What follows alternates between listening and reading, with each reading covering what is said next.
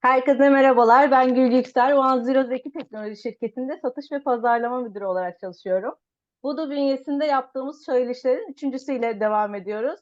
Fırsat buldukça da daha fazla söyleşi videosu yapmaya devam edeceğiz. Bu videoyu faydalı bulursanız bir sonraki söyleşimizi aşağıda altyazıda belirttiğim sosyal medya hesaplarımızdan takip edebilirsiniz.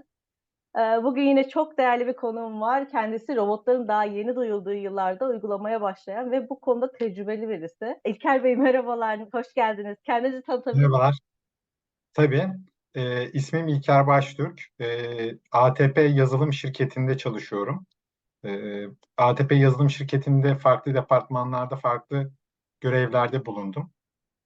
Bundan önceki iş yaşantımda da yine yazılım şirketlerinde ve bilgi işlem departmanlarında e, yazılım geliştirici veya uygulama e, yöneticisi olarak görev yaptım. Tabii ki birçok projeye imza atmışsınızdır ama bugün bizimle paylaşmak istediğiniz proje hakkında konuşalım derim. Bugün hangi proje hakkında konuşacağız? Bugün Voodoo RPA ile geliştirdiğimiz ve kendi şirketimizde implemente ettiğimiz yazılım projelerinden bahsedeceğim size. Burada özellikle kendi ITSM sistemimiz üzerinde implemente ettiğimiz bazı projeler oldu. Burada e, bunları Voodoo ile geliştirdik. Bunlardan bahsedeceğiz. Peki öncelikle bize biraz RPA uygulamadan önceki sürecinizin durumundan bahsedebilir misiniz? Size RPA uygulamamız gerek dedirten şey neydi?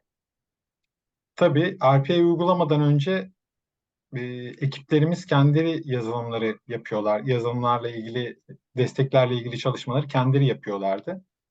RPA'yı kullanmaya başladıktan sonra biz kendi süreçlerimizde bu RPA'yı hangi bölümlerde kullanabiliriz? Onlarla ilgili analizleri yaptık.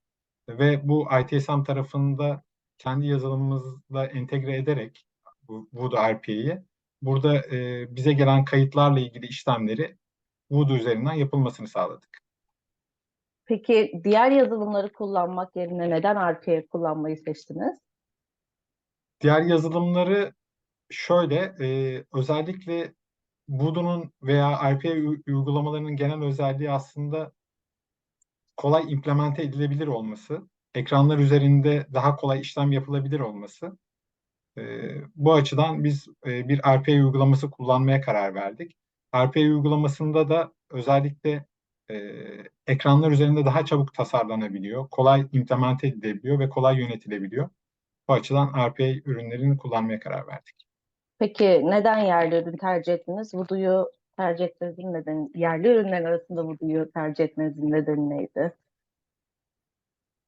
Orada bizim aslında ilk çıkış noktamız bir web servis üzerinden bir datanın alınıp bir üçüncü parti bir uygulama üzerinde ekranlarda bu değerin kontrol edilerek bir değişim varsa burada ekran üzerinden üçüncü parti bir uygulama üzerinde o değerin değiştirilmesiydi. İlk çıkış noktamız aslında RPA'ya ihtiyaç noktamız. Orada da bu ürünü biz bu işlemi bir RPA ile yapabileceğimize karar verdik. Çünkü bir üçüncü bir parti ve bir ekranda bir OCR ile bir ekran tarama gibi bir işlem olduğu için onu da Voodoo üzerinde kolayca implemente edebildik. Burada bir ilk zaten OneZero ile tanışmamız bu ihtiyaçta oluştu. Orada da bununla ilgili bir POC istedik ve OneZero bunu çok kısa bir sürede hani bu POC süreci içinde hızlı bir şekilde implemente ederek aktif etti sistemimizde. Peki sürece dair biraz daha bilgi verebilir misiniz? Nasıl bir süreç tasarladınız? Orada bir web serviste günlük olarak değişen bir değer vardı. O değişen değeri alıp kontrol ediyor robot. Hı Daha hı. sonra da eğer e, diğer üçüncü parti uygulama üzerindeki değerle karşılaştırıyor. Eğer bu değerde bir değişiklik varsa o üçüncü parti uygulama üzerinde bir data girişi yaparak o güncel olan değeri oraya güncelliyor. Bunu da rutin olarak her gün yapıyor. Hı Eğer hı. değerde bir değişiklik yoksa da herhangi bir işlem yapmıyor. Yani burada OneZero yani RPA ürünü bir kullanıcı gibi ekranını kontrol ediyor. Oradaki değeri alıyor. Oradaki verileri kontrol edip eğer giriş yapılması gerekiyorsa bunu yapıyordu. Yani burada bir kendi yazılımımızla bunu yapamayacağımız için burada doğru çözümün bir RPA olduğuna karar verdik ve OneZero ile ilerlemeye karar verdik. Orada OneZero'yu tercih etme nedenimiz de aslında orada ilk başlangıçta küçük bir ihtiyaçtı. İlk başlangıç noktamız. Hani bu ihtiyaçtan dolayı bir RPA'ydi ve OneZero'nun da Voodoo'nun da maliyetleri global ürünlere göre daha uygun olduğu için OneZero'yu tercih ettik. Ama sonraki süreçte OneZero'yu biz kendi sistemlerimizde daha nasıl efektif kullanabiliriz diye kendi süreçlerimizi analiz ettik. Burada bu süreçte OneZero ile de çalıştık. OneZero'nun bize desteğiyle ve biz kendi süreçlerimizde neleri taşıyabiliriz bunları çıkarttık. Orada da bu süreçlerde işte ITSM tarafı ile ilgili veya böyle rutin tanımlamalarda e, yine OneZero'yu kullandık. Özellikle rutin tanımlama işlemlerinde vakit alan rutin ekranlar üzerinde yapılacak işlemlerde de yine OneZero ile bir takım tanımlama süreçleri tasarladık. Burada da böyle bir liste halindeki işlemlerde ekran üzerinden çok kolay bir şekilde ve doğru bir şekilde bu dataları Voodoo girişlerini yapıyordu. Özellikle böyle yeni müşteri entegrasyonlarında ve şeylerde bu özelliği de kullanıyoruz şu anda. Bu da ekip açısından da hem faydalı oluyor hem de rutin işlerin e, daha kolay bir şekilde yapılmasını sağlıyor robot tarafından. Yani bayağı bir şey saydınız şu anda. Kaç robot kullanıyorsunuz sonra sayayım. Şu anda aslında tek robot kullanıyoruz. Onun da aslında %50 verimlilik de kullanıyoruz. Orada bize sağladığı fayda aslında hani bir kişinin yarım günü gibi düşünebiliriz ama tabii ki tasarlayacağımız başka süreçlerimiz de var. Özellikle üçüncü parti bir takım ekranlardan ya da yazılımlardan bir takım verileri alırken robotik süreçlerde bunları tasarlamak daha kolay oluyor. Çünkü çok hani üçüncü parti ekranlara çok fazla müdahale de edemiyoruz. Yazılım da yazılamıyor. Dolayısıyla oradan bir veri alma olduğunda RPA'in o OCR özelliği ve o tool'ların kolay olması kullanılabilirliğini bizi bayağı hızlandırıyor uygulama sürecini. O zaman bir sonraki projeniz nedir diyerek öğüt bağlayabilirim bunu sanırım. Üçüncü parti program olduğu sürece RPA kullanmaya devam edeceksiniz diye anlıyorum. Doğru mudur? Evet, hem üçüncü parti ürünlerde hem de kendi ITSM süreçlerimizde buradaki ekiplerin ihtiyaçlarına göre orada biz kendi içimizde de bir takım analizler yapıyoruz. Bunları RPA'ya taşımamız faydalı mı? Bize ne fayda sağlıyor? Onların analizlerini yapıyoruz. Ona göre önceliklendirme yapıyoruz. Orada yine ekibimiz çalışmalara devam ediyor, analiz çalışmalarına. Hı hı. Taşıyacağımız süreçleri bize ilettiğinde onları hem kendimiz hızlıca yapabiliyoruz. Gerekirse OneZero'nun da desteğini alarak onları uygulayabiliyoruz kolayca. Analiz eden bir ekibimiz var demektir. O zaman yatırım karlılığı bakımından nasıl bir geri dönüş oldu? Analiz ekibimizin verilerini paylaşabilir misiniz? Yani orada rakamsal olarak çok veri şey yapamayacağım ama ortalama olarak yani günlük olarak bir yarım adam günlük bir fayda sağladı ama tabii bu kullanıma göre de değişiyor. Bazı geçiş dönemlerinde ve bazı implementasyonlarda da böyle kısa hızlı RPA aktivasyonları yaptık. RPA üzerinden ekranlarda işlemler yaptırdık bazı ürünlerde. Orada da yoğun olarak böyle 8-10 gün 24 saat RPA kullandığımız ve onunla data girişleri yaptırdığımız farklı uygulamalara zamanlar oldu. Orada da faydası bayağı oldu yani. Geçici çözüm gerektiren şeylerde biraz daha agile bir metot oluyor sanırım. Daha Evet, hızlı uygulanabilir. hızlı aksiyon alabiliyoruz evet yani.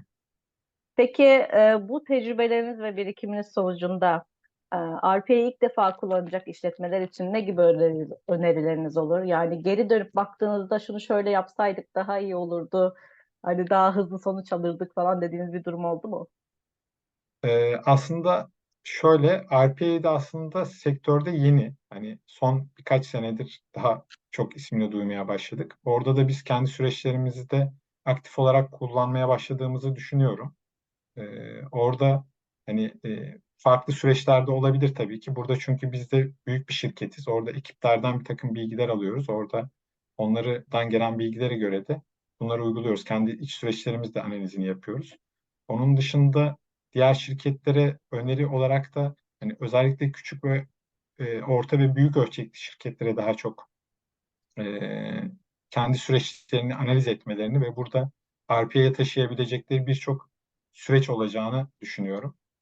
Özellikle böyle rutin yapılacak işler veya tanımlanabilir ekranlarda tanımlanabilir işlerle ilgili hızlı bir şekilde RPA üzerinde tanımlamaları yaparak ekiplerini daha stabil, daha üst seviye işlere çekebileceklerini, ekibin de bu şekilde motivasyonun daha iyi olacağını düşünüyorum açıkçası. Teşekkür ederim. Sizin eklemek istediğiniz, seyircilerimize iletmek istediğiniz bir not var mıdır? Yok aslında yani şimdi ChatGPT ile birlikte şimdi hayatımıza bir ChatGPT de girdi. ChatGPT ile birlikte aslında birçok şeyi daha da fazla otomatize edilmeye ve bu AI'lar konuşulmaya başlandı. Buradaki süreçte de hem RPA'in hem de bu AI'ın daha yaygın olarak kullanılacağını görüyoruz. Çünkü birçok şeyde artık hani kod yazmak yerine sözlü olarak söyleniliyor. Kodlar daha görsel olarak şey yapılabiliyor. Sözlü olarak ilettiğim şeyler direkt koda çevrilebiliyor gibi birçok gelişme yaşanıyor. Bu süreçte de ben RPA ve AI'ın hani çok daha yaygınlaşacağını düşünüyorum. Orada e, şirketlerin de bu yönde yatırımları yaparak daha da büyüyeceklerini ve bu aşamada daha da başarılı olacaklarını da düşünüyorum ekiplerin. Bu arada Biraz hem da Vanzure teknolojiyi takip. ekibine evet hem Vanzure ekibine teşekkür ediyorum. Hem de Voodoo'ya böyle 7/24 bizim bütün işlerimizi hallettiği için de teşekkür etmek istiyorum. Ekibimiz adına ben de size teşekkür ediyorum. Ee, Benim için çok aydınlatıcı bir sohbet oldu. Beyaz yaka işlerin böyle otomatize edilmesiyle dijital dönüşümde dünya çapında yükselebilmek çok önemli gerçekten, özellikle de ülkemiz için. İzleyenlerimiz ve kendi adıma çok teşekkür ediyorum. Sayın izleyicilerimiz, herhangi bir sorunuz olursa bana vereceğim linkten aşağıda bir adres veririm muhtemelen. Ulaşabilirsiniz. Ayrıca sizin etkileşimlerinizle motive olup içerik ürettiğimiz için eğer videomuzu beğendiyseniz takip etmeyi, beğen butonundan paylaşmayı, yorum yapma, artık içinizden hangisi geliyorsa, hangi platformda rastladıysanız o videoya bir el atmayı unutmayın. İyi günler dilerim. İyi günler. İyi günler.